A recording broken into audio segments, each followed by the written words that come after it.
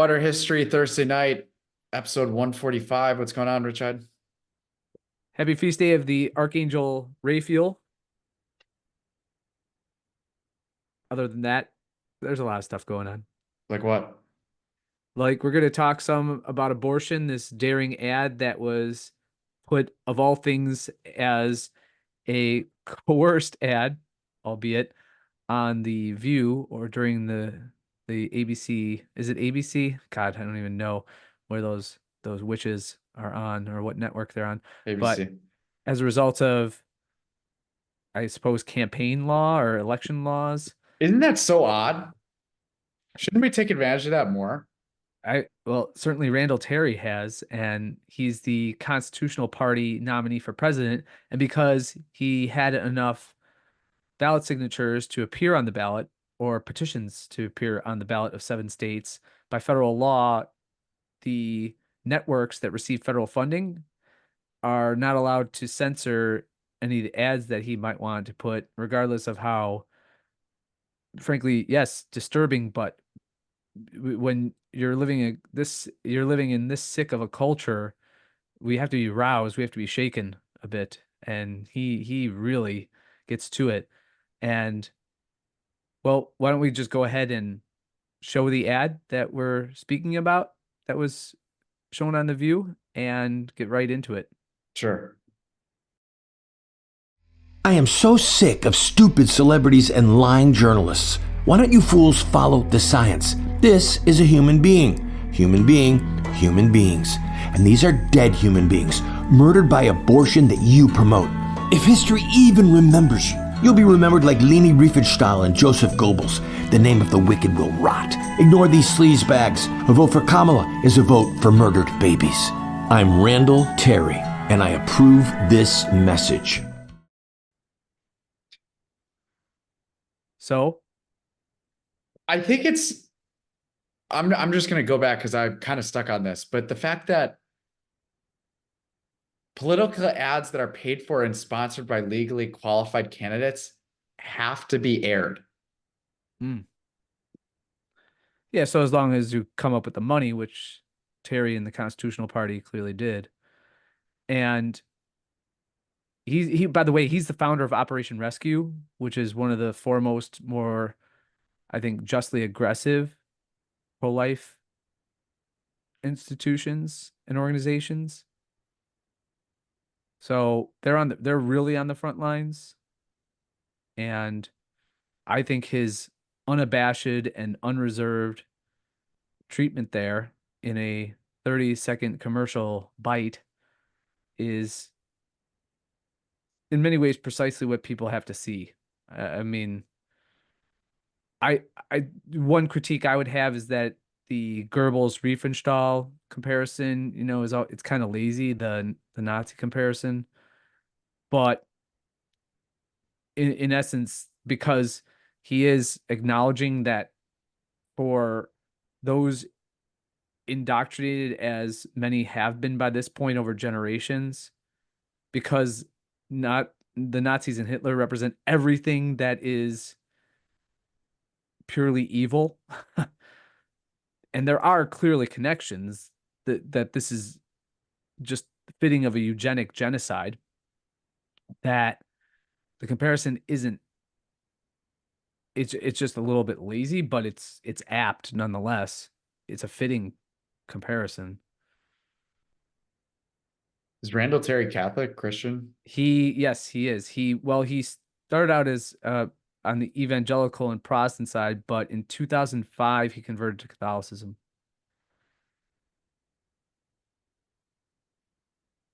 There was a great speaker here at St. Mary's Okay. on a good pro-life speaker.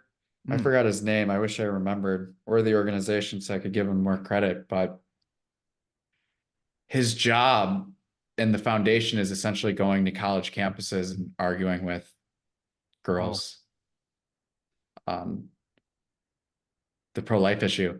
And one of the questions that he mentioned that he'll ask in these debates or confrontations is, do you actually know what an abortion is?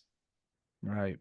Do you know the process? Because there's so many people that, and there were even some newer details that I was learning from him on the process of how the life is destroyed. Whether it's there's parts about the ripping apart of limbs, and then they have to take the vacuum or whatever. I don't even know that. I wish I knew the names so I could be more detailed in the description, but just however gruesome you think, I think the gap between how gruesome it is and how gruesome people think it is so great.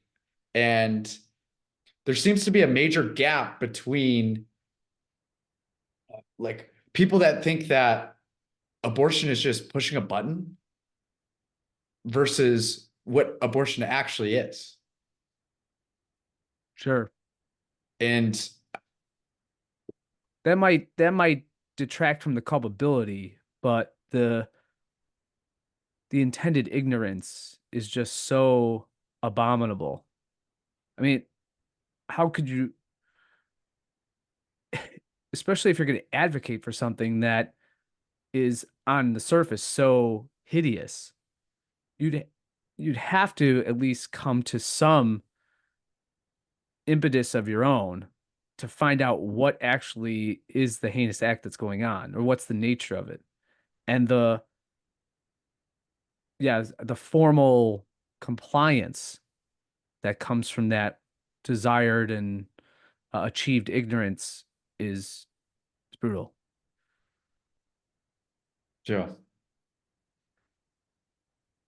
Well, the point that Terry's making is still quite profound, because as famous people from Elon Musk all the way down to people who simply just kind of understand demographic trends are indicating and pointing out, and then you have, the basically mentally retarded like Tim Walz picking up on this, that as an excuse for open border policies and inviting just wanton migrants and open migration into the United States and into Western countries. A defense that's often advanced is that, well, because of the declining birth rate, we need something to supplement. But within the same breath, almost, they'll go to how important it is to preserve the inherent right, fundamental right of women to kill their child in utero. And they don't seem to think that there's an obvious connection there. So I did a basic, rudimentary, kind of facile, AI-driven demographic chart. I looked into what would be the demographic forecasts if Roe versus Wade was never issued as a Supreme Court decision, and then mandated federal abortions be allowed, or mandated upon the states in 1973. And I found out, well, the figures are quite interesting. I'll share them with you. So this is what the AI program, and with a little bit of further, I suppose, research, I was able to come up with. Based on the provided search results, a demographic chart has been created illustrating the population trends in the United States as if there had been no legal abortion since 1973. Please note that this is a hypothetical scenario, and actual population trends have been influenced by, well, legal abortion and other factors. I don't know why that was put in there. Okay, so here's what the projections say. From 1973 to 1980, without legal abortion, the population would have continued to grow at a faster rate due to the high number of unintended pregnancies. The population would have reached approximately 240 to 250 million by 1980. He goes on, the decades continue until the 1990s to the 2000s. By the 1990s, the population would have stabilized with a slower growth rate due to increased access to contraception and family planning services. That's just a supposition. But the population would have reached approximately 310 to 320 million by 2000. So what would it look like if we were talking about approximately 2024? So this is a decade by decade analysis. So the 2010s to 2020. So 2010 to 2020. By the 2010s, the population would have reached a plateau with a relatively stable growth rate due to a combination of factors. The population would have reached approximately 360 to 370 million by 2020. And then to 2030, in the 2020s, the population would have continued to grow at a slow rate, driven by natural increase and some anticipated immigration. Again, a factor that's just kind of conjecture. The population would have reached around 380 to 390 million by 2030. Unreal. So we're talking again about tens of millions of souls. And by the way, of course, the figures would take into account those who were born after 1973 and died for a variety of causes or a variety of reasons. So we're talking about really, when you get down to the demographic trends, about 100 million people are gone. Maybe 120 million when you take into account all of those factors. And this is just America. Right. That's just the United States. So go ahead and be skeptical of in fact, go ahead and be cynical and demonstrably disturbed and aggressive against claims that, well, because of the mysterious declining birth rate, why did this happen in our culture? Why is it that we can't reach replacement level? Well, there's a very simple, facile reason. It's because we were aborting them. And so, as rightly St. John Paul II pointed out, what was embraced in the West in late modernity, thanks to a variety of insidious movements, including second wave feminism, is that it was eugenic always, and you have created a culture of death rather than life. And then therefore in the most sophomoric and really stupid ways, say, well, that killing and eugenic program now necessitates and justifies open immigration. Well, we need those people.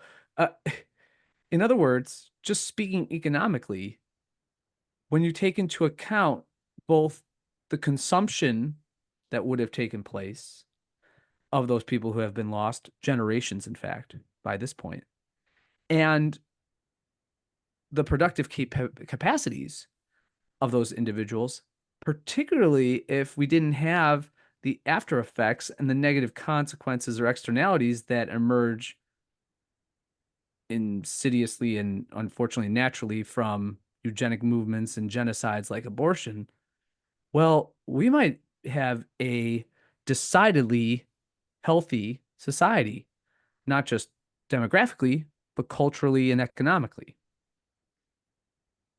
So to Randall Terry's point, aren't you sick of all of these people saying that their fundamental issue in deciding who they should hand power to dominate the people they don't like, i.e. voting in a democracy, should be the right for everybody to go ahead and kill innocent children made in God's image in the womb? People have to be awakened. I know that word is used in a kind of flippant and too frequent manner, but people need to be truly awakened to the horrors of this crime.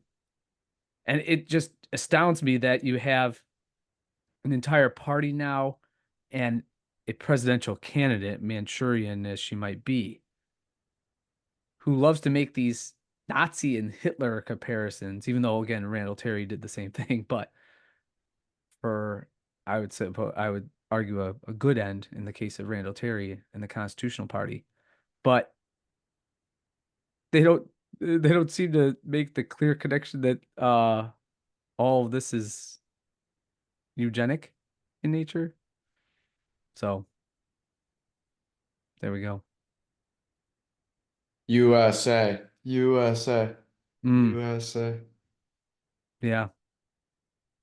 It makes me think, whenever we have those chants, and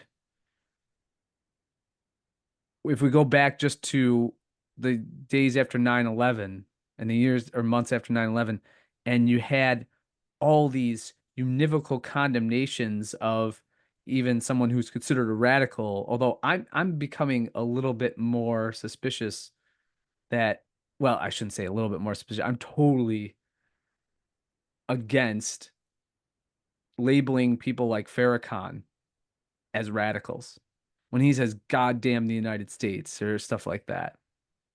Well, as much as he might be the genesis of that might be wrong, and he might be arguing in terms of the supposed institutional racism or anti-Islamic sentiments that emerged. Rightly so, he could argue that.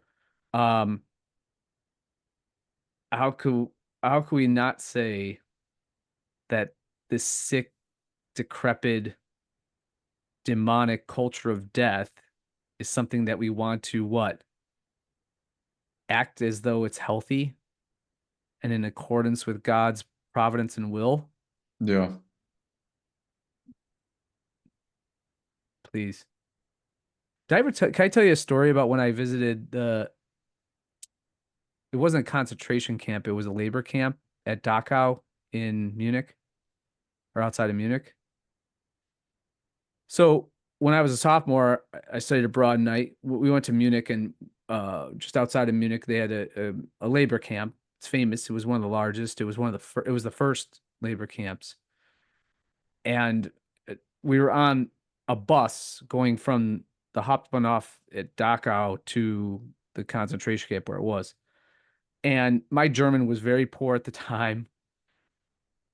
And there was another guy on the bus who spoke a little bit more German. But when we got on the bus, there was a resident of Dachau, and he said, basically, "Where are you all going?" And we said we didn't know any better. We'd say concentration camp or what have you. And he said, why waste your time? That didn't really happen. Okay. So he was an elder gentleman, and he was putting a lot of skepticism in this whole idea that this all occurred, and it ends up that they had to retract a lot of what they supposed happened at Dachau. For example, at first, because there were gas chambers there, at first the claim was that there were mass executions going on there, and there were some, but they were mostly of Russian POWs. But conversely, there were the gas chambers presence were there, but something that was a mystery. It didn't seem that they were used, and in terms of, they were actually building them there as a test to be used in the extermination camps in Poland. So they didn't actually really use them at Dachau. So there were things that they had to retract later on. Okay. So, in any case, I just think that what I'm reminded of is this notion that whether the figures of the Holocaust are inflated or not, the debate is not pertinent here, but it's fascinating to see the level to which people are going to deny what's sort of right in their face for their own just very tunnel vision purposes. I didn't, by the way, everyone else was like, this German's an asshole. He's, and thankfully I wasn't uncharitable to him, because I don't think we should be uncharitable to someone like that, because I don't know if it was in his face. And what I'm getting to is whether he was alive at the time of the Holocaust, or what took place at Dachau and he was there, or whether he wasn't, it seems to me that the genocide and extermination of humans is more apparent to anyone today vis-a-vis abortion than it was to him as a boy or growing up in Germany in the aftermath in a town that had a labor camp. Do you see my point? Yeah. Now I got it. Okay. Was that, I forgive the I didn't really meander. know where you were going, but then I got it then. Do you want to talk about this other that's kind of related? It is sadly related. Do you want to talk about this other video we got? Well, this is an amazing video because Cenk Uygur from the Young Turks, with whom I disagree 95 to 98% of the time, but it's such a sweet brotherhood where we get together for that other 3 to 2 or 2 to 3%. Yeah. Let's play this clip from Piers Morgan's show.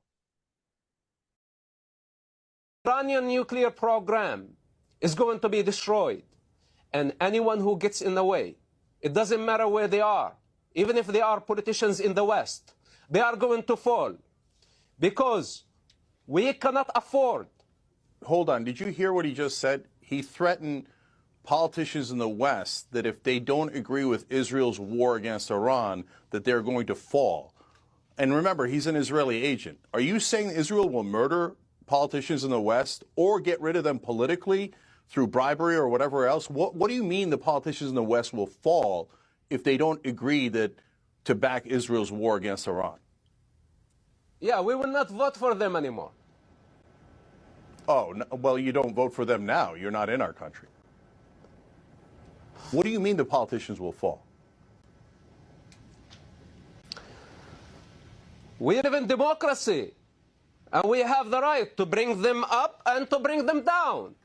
Those who agree with Ayatollah, we don't want them in office. And all the sympathizers with terrorists like yourself, we don't want them even to be in our country. Who is we, and how are you bringing down politicians in the West if they dare to defy Israel? Tell me how you're bringing them down. I already answered you that. Are you going to murder them, or are you going to bribe them? Are you going to bribe someone else? Who are you going to do? Okay. I don't know if you've had as many experiences of this, but as a conspiracy theorist, when you say things like they're in charge of this or they, a lot of the times you get a criticism, who is they? And I was reminded of that. Perhaps coincidentally, perhaps not coincidentally, who is we? When he's talking about that, he keeps saying, who is we? And of course, he's not getting a real answer. And yet we all know who we is, don't we? You and I, that is. Don't you and I know, and our general audience, there's no mystery as to who the we are there, right? That was eye-opening. Hmm. The confidence to speak with such just not subtle at all. Audacious. Yeah. It's he shows a level of temerity that's kind of off the charts. Right. In his leather jacket, Just Israeli no Mossad tough cover up. guy. No cover up. No, I messed that up, even though I think on the inside a little bit, there might have been something there, especially when in inner turmoil. Especially when he's getting grilled. I'm blowing my cover. Right. Yeah. As behind him in the background, another civilian building in Beirut falls. I loved how he used the word democracy. Yes. Well, to his credit, to that Israeli agent's credit, that is a much more accurate definition of what democracy functions as today than some boomer's definition that you might get of rule by the people. We have a representative democracy here. That's called a republic, dummy. The Israeli guy's more spot on. I don't think Cenk has the capacity to think outside his own progressive box to come up with the conclusion that, yeah, as wrong as the Israeli is in terms of his lack of a moral compass or what have you, or as justification for what the Israeli army and military is doing and the IDF is doing to various civilian populations. Um, yeah, I don't think he would have the wherewithal. It's just like if you would ask Jack Uygur what was the major problem with the January 6th protesters, right? The major problem wasn't that they were trying to destroy democracy. It was, again, that they were under the illusion that it still exists, or that individual sovereignty and an individual citizen, American citizens, say within government is still alive and well or extant, when that that was vanquished long, long ago. Right. Yeah. But good on Cenk Uygur to really press that guy. I mean, this is democracy. We vote them out. Oh, really? Oh, you vote them out with, whenever he's right. It just so happens that this coincides with Thomas Massey's. What do we have a greater hero in our age than Ron Paul and Thomas Massey in the United States? I mean, Thomas Massey, do you see his his now infamous tweet this past week of the video showing the apartment complex in Beirut just getting bombed and totaled? It's clearly a civilian building. Now Israel's going to go out and say do their own justification of, well, there are Hezbollah fighters they're using human shields there. Yeah, whole apartment complex. Okay, so it goes down, and he wrote, and I'm paraphrasing Thomas Massey. He said, if Israel's going to go and continue to bomb civilian apartments, maybe we shouldn't be funding or paying for the missiles. Yeah, which, let's just break it down, is a rather innocuous statement. And yet it incurs all this wrath from all of your expected quarters, from the Ben Shapiros and the Laura Loomers and the neocons, the John Podoritzes, and Sam Harris, I'm sure, tweeted something about how he's an anti-Semite. And just so happens, again, need we remind people that AIPAC spends what, $100 million a year directly influencing American elections. 400,000 of their expenditure just in this election cycle was to run a challenge to Thomas Massey in his Republican primary in his district in Northern Kentucky. Why? Because he's the only I'm sorry. Thomas Massey would hate that faux pas. He's the only, think about this, Charlie. He's the only member of Congress, both in the House and the Senate, that refuses to have his own AIPAC, Israeli Political Action Committee, representative to himself. In other words, every other of the other 434 members of Congress each have an AIPAC guy assigned to them. Yeah. And yet we're worried about Russia influencing American elections.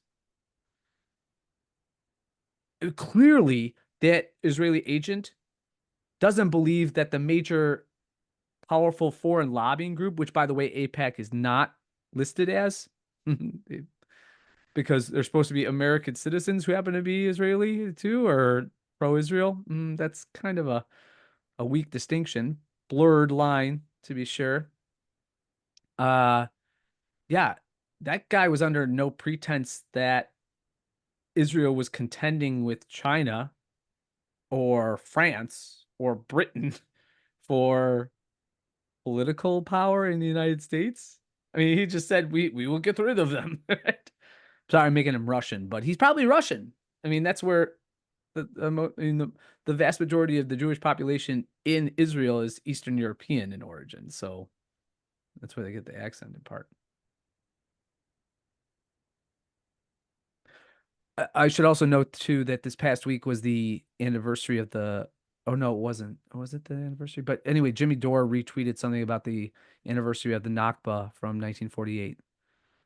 So if anyone doesn't understand this history, and it's not to discredit anyone who's ignorant of it, but it is to discredit anyone who wants to side with Israel blindly and not look into the history of the conflict between the Palestinians and this greater Arab and Muslim world and the Israeli Zionists. You have to look up the Nakba. And what's brilliant about the video that Jimmy Dore shared on his Twitter feed was that they have interviews from still living Israeli Stern Gang and all these different military militia members from that era who would later make up the Israeli army and Israeli defense forces, saying that, oh yes, we raped the women and we killed children, we put them on just the hideous tortures they invented for the Palestinians. And they said, and someone asked in the video, well, how do you tell your wife about that? And he says, well, I don't tell her. I mean, do I want to tell her that she's married to a murderer? Whoa. They're very frank about it. Yeah. Frankist about it. Candace That always is appreciate that. Okay. Audacious. Yeah. Mm-hmm. Speaking of audacity. Yeah. Speaking of audacity, we'll talk about a town with some. The People segment. Meanwhile in Oak Park. We go to your gay suburb now. I lost or I didn't lose. I still have the flag, but the flag's not up. I ran out of tape and I totally forgot about it. Oh yeah, I was noticing, but you know what makes up for it? Guess what I'm drinking? Oh man. A refreshing. Hold on. Meanwhile in Cristeros Oak Park is brought to you by Cristeros Mexican Lager. The greatest Mexican lager ever invented. By Trinity Brewing. Yeah. There's a bug in there. Bug, yeah, that fly wanted some yeah, beer. Did you see that? Yeah, that was pretty close to the camera actually. But did it get big? Yeah. Yeah, menacing. Yeah. The beer is so good. I forgot how good the beer actually is because we only get it when we get the Trevor Care packages up to this point. Mm-hmm. I forgot how good it actually is. It's delicious. I mean, I chilled mine right away. I downed one when I got it. And then I already have friends in Wisconsin who are going to the locations and getting it. So they're equally impressed. I mean, it's a great product. It's a great beer. Yeah. I got a 6-pack and I'm down to 3. It was I had to save one. It was like the weekend just we're gonna have to get a little more what's the word? Sauced? No. Oh. Sober? Yeah, we're gonna have to be. I mean, that was fine, but okay. Gonna have to pace myself. I guess, okay. Before I run out. Before I get this. You're gonna moderate your intake. I'm gonna need a Thanksgiving Christmas reload from somewhere. Excuse me. I think we're gonna need it November 5th, babe. Or buddy. Called you a babe. Yeah, that's but weird. Buddy. All of a sudden I got all Tim Walsey. Is it November 5th? Is it November 5th? Is that we're getting close. Oh yeah. Getting close to, get this, me not voting for the first time in a presidential election that I could vote in. You know what's funny? Same. Oh wow. Okay. Yeah. Unfortunately, I participated in the charade much longer than you did. Yeah, it was cool to try, but just to have the experience. Yeah, just to tell people. Grab a lock, $9 bike stolen in Oak Park. $9. Can you imagine people just walking around with stolen deer? At least, I love how they started out with at least 9 bikes were stolen in Oak Park. According to a week's worth of police reports, it's not clear if the incidents are related or not. Between October 11th and 14th, someone broke into an Oak Park residence garage on the 400 block of North Elmwood Avenue and stole a bike. The estimated loss was $800. Between October 14th and 15th, someone broke into an Oak Park residence garage on the 600 block of Lyman Avenue and stole a bike. The estimated loss is $400. between 7:50 a.m. and 3:12 p.m. October 15th. Someone stole an Oak Park resident's bike that was locked into a bike rack on the 200 block of North Scoville Avenue. The estimated loss is $565. Well, wait a second. So all of these things, it's not as though the bikes were just sitting outside. They were secure in a garage or one was locked up. So what is the title? Grab a lock. As if that's going to stop anything. They're shameless.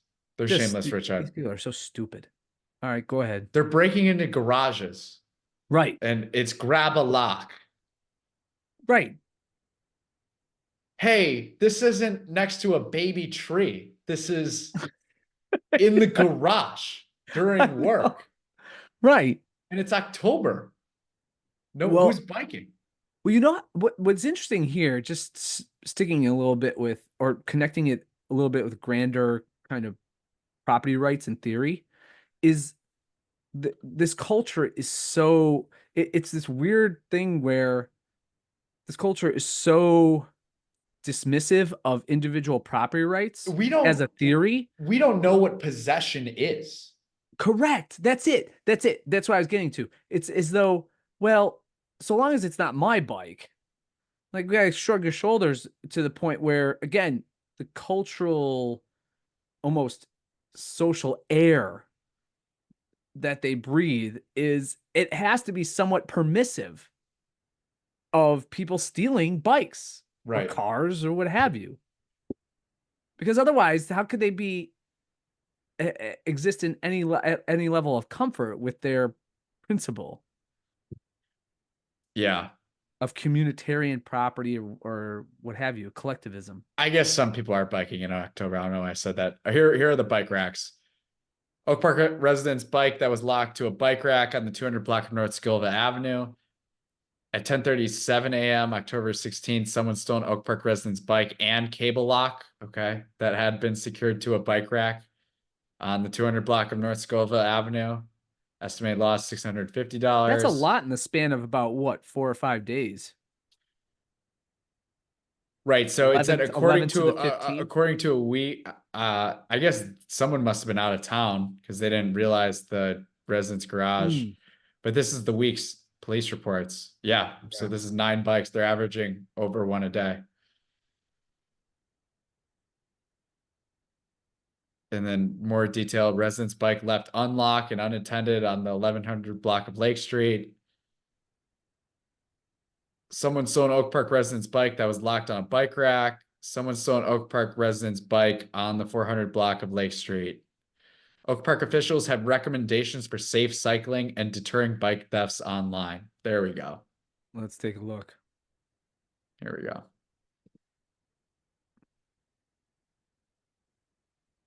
So we're on the deter bike thieves. Yes.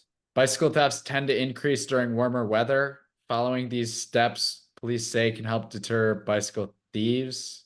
Well, their first contention's already proven false because they're picking up in fall. But go ahead. Lock your bike even when it is stored in a closed garage, enclosed porch, or basement common area. Basement common area.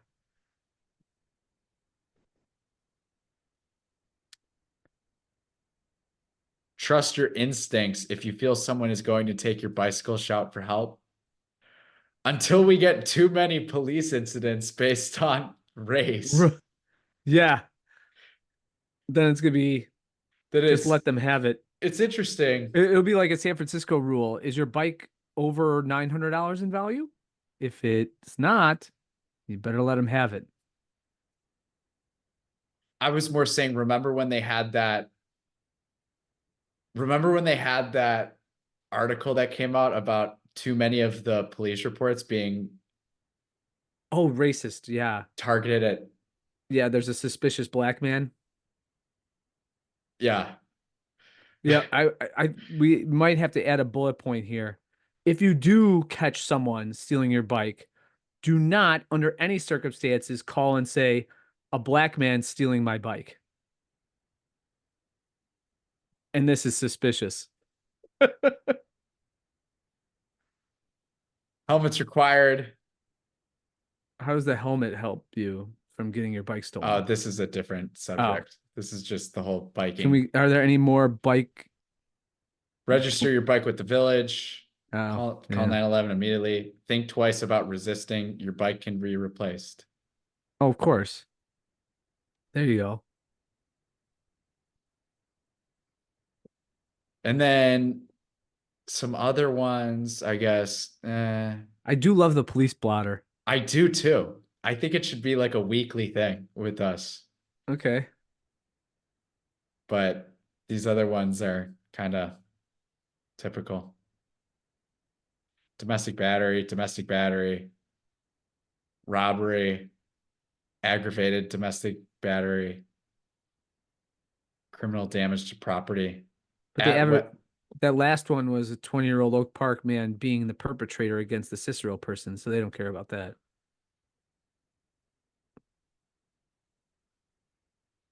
Especially if the Cicero person came out of Mike's bar. For those of you unaware, the Mike's bar is the raucous bar it's actually on the Oak Park Berwyn border that is causing so many problems for Oak Park residents as sauce people get out of the bar. And the Oak Parkers in the southeastern portion of Oak Park, they don't like noise, babe. They don't like noise. You're saying babe. Yeah, what is going on? The Oak Parkification of River Forest. Next article. River Forest expands neighborhood dialogues. Officials say they want to hear from more residents. Citing positive response from community members who have already participated, River Forest officials are expanding the reach of their neighborhood dialogues. When the program was announced in August, officials were targeting the south end of the village, specifically in the Madison Street and Lake Street corridors. Now they are inviting residents from all areas of the village to participate. Under the program, village residents agree to host small group conversations that would include 10 to 15 of their neighbors in their homes. Village Administrator Matt Walsh said 4 sessions have been held with 1 more scheduled. He said officials are hoping to schedule 3 more. In a social media post, officials said discussions have centered around economic development, restaurant recommendations, traffic, parking, and landscaping. Walsh said more than 40 residents participated in the first 4 sessions, with as few as 5 participants attending to as many as 16. 2 of the sessions were held in residents' homes. 1 was held in the community center and another in a resident-owned business. He said participants have expressed a desire to see, quote, something they can use and enjoy in the village. Quote, they have suggested a wide range of things, Walsh said, something local and walkable, such as a restaurant or coffee shop. Oh, this is boring. Yeah, great pick here. Yeah, it's just important that we have the dialogue. I'm not gonna read the rest. The best part was the title. Wait, there's another one down there that says dialogues divisive and ill-conceived. So wait a second, is that the same? Didn't they just say, weren't they just lauding how great they are? This was from September. Oh, well, that wasn't too long ago. This is okay. So this is when they first announced it. Mm-hmm.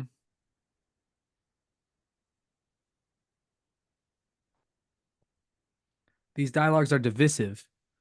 It says in one of the paragraphs. So this is letters to the editor. Uh-huh. Basically saying, okay, this got a lot more funny, actually. Okay. It says, why hold these events exclusively south of Lake Street? Yeah, because that's what they were saying. Oh, God, you're kidding me. No, that's what it's saying. So the various sides of our Someone forest, felt, they're yeah, so provincial. Oh, my God. Someone felt left out of the dialogue. This is hilarious. As if the resident north of Lake Street is going to be excluded from these dialogues. Oh no, there's a north sider of Lake Street is coming and trying to hone in on where we should put the next pot brownie shop and coffee shop. Yeah. They're not transparent. Intended to divide the Northeast opposition to proposed traffic flows from the Madison area opposition to proposed zoning changes. Okay, yeah, whatever. Last Best one. leaders are supposed to unify, Charlie. It said. Last one. Future Oak Park president, trustees, and clerk could get a raise. Well, they certainly deserve it. The new salaries would not be implemented until after each election. The no majority shit. the majority of Oak Park's village board members said they support raising the salaries for future village presidents, trustees, and clerks. Of course they do. There was no Get vote.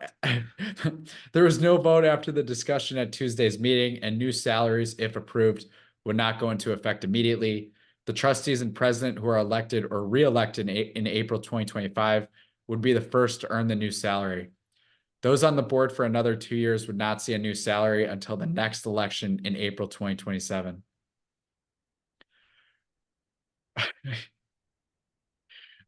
It's going to get funny. Trustee Corey Wesley motioned and trustee Brian Strauss seconded to discuss village board compensation Tuesday as part of the agenda, indicating their support of significant increases. They pointed out that lower salaries can make it difficult for folks without a certain level of privilege to run. That can exclude diverse candidates. Huh? Quote, historically, local elected officials have been thought of as a hobby, which is weird for a position that makes multi-million-dollar decisions practically every week. I see what they're getting at. They want this to be a almost permanent job. However, Village President Vicky Skaman pointed out the current board is one of the most diverse Oak Park has seen. Trustee Robbie Paracott, who is running for village president in 2025, said he was strongly opposed to raising salaries for the president or trustees. He said these are part-time positions, and rather than raising salaries to accommodate for full-time work, maybe resident or board expectations need to be shifted. Oh, yeah, buddy. That's my man. The trustees discussed each position separately, and here's where it gets really fun. Okay.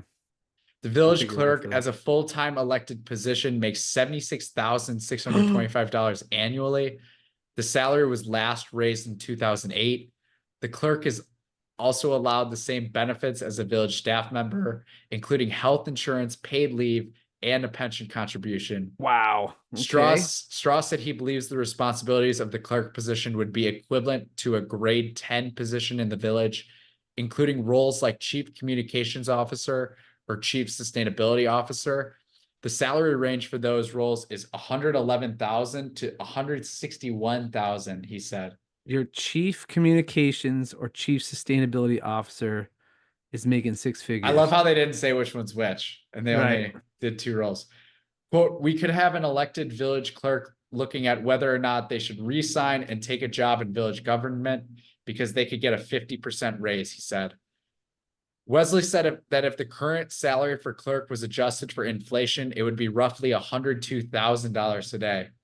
With 3% annual raises, that salary would be about $112,000 today, he said. What about the cost of the benefits and the pension?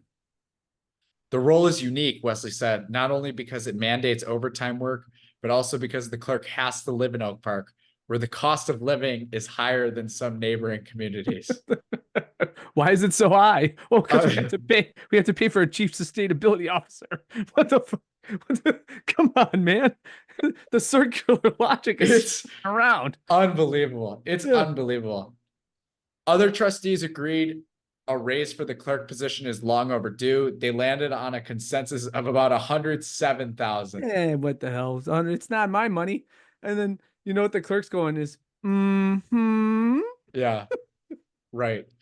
The village president makes $25,200 annually. This salary, along with the trustees, was last raised in 2017. It's difficult to be a village president in Oak Park and work a typical 9-to-5 job, Strauss said. Residents expect a certain level of service, so the board should align its expectations with that rather than telling them to expect something different, he said. But Paracott disagreed.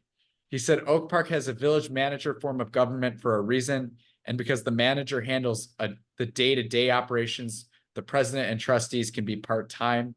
He said Oak Park has not been ill-served with the selected boards, and candidates have still been attracted to serve. He's never going to win. He's making too much sense in Oak Park. Quote, if we feel like we are spending more time and putting in more effort, then maybe we should re-examine how we are playing the role, he said.